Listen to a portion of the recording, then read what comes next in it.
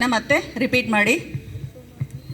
ಮದ್ಯಪಾನ, ಮಾದಕ ವಸ್ತು, ತಂಬಾಕು ವಸ್ತುಗಳ ವ್ಯಸನ ಮುಕ್ತಗೊಳಿಸುವ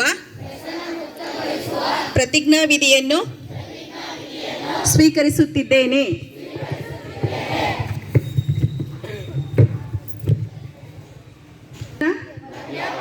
ಮಾದಕ ವಸ್ತುಗಳ ಸೇವನೆಯು ನನಗೆ ಮತ್ತು ಮಾನವ ಸಮಾಜಕ್ಕೆ ಮಾರಕವಾಗಿದೆ. ಇದರಿಂದ ಮತ್ತು ಸ್ವಾಸ್ಥ್ಯ ಸಮಾಜ ಅನಾರೋಗ್ಯ ಪೀಡಿತವಾಗುತ್ತಿದೆ.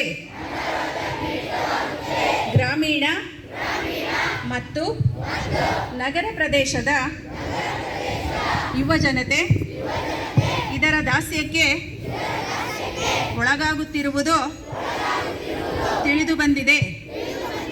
ಇದರಿಂದ ಆರ್ಥಿಕ ಮತ್ತು ಸಾಮಾಜಿಕ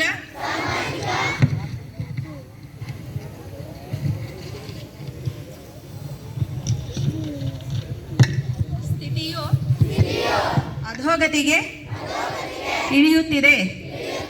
ಆದ್ದರಿಂದ ಪೂಜ್ಯ ಡಾಕ್ಟರ್ ಮಹಾಂತೇಶ ಶಿವಯೋಗಿ ಸ್ವಾಮೀಜಿಗಳ ಜನ್ಮದಿನದಂದು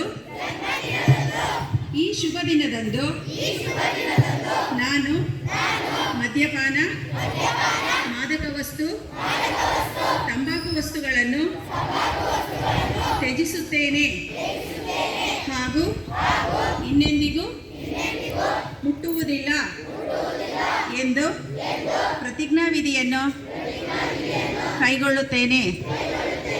ಜೈ ಹಿಂದ್, ಜೈ ಕರ್ನಾಟಕ, ಜೈ ಭಾರತ ಮಾತೆ. Thank you.